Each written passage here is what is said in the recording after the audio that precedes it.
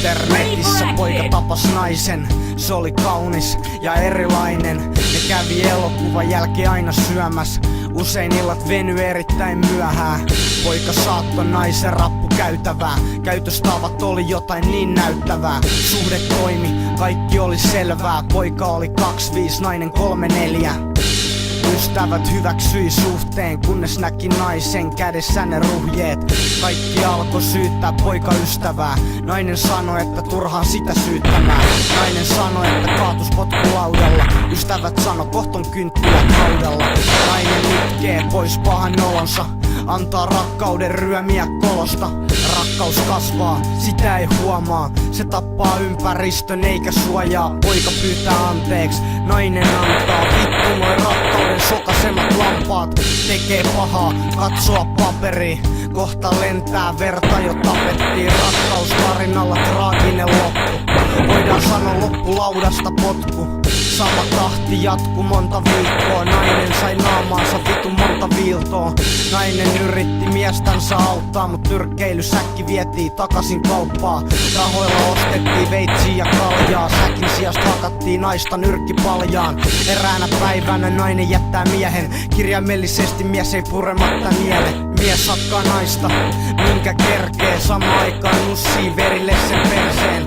Mies sanoo, sä oot tarpeeton. Köyttää sen tuoliin niin kuin Laura Eeron. Hakkaa ruuvi meisselillä ohimoa. Tunkee suun täyteen vittu folioa. Nainen itkee suun täynnä haavoja. Mies nauraa katsoessa raatoa. Höylää niskasta raastimella paloja. Työntää pilluun akvaariokaloja. Miehel kuumenemassa veden keitin. Mies tietää sydämen reitin. Silmäluomet leikattiin irti.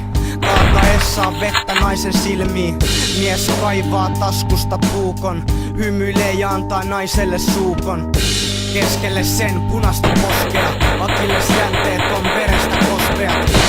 Nainen on kuollut jo varmaa. Mies lyö rautalapiolla selkärankaa. Useita kertoja, verisiä verhoja. Muistaja on vaan tarinan kertoja.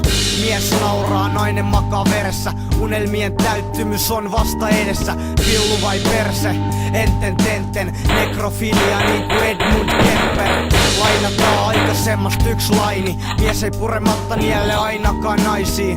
Siksi se palasen poskesta purasee. Alaspäin mentäessä haisee jo munalle.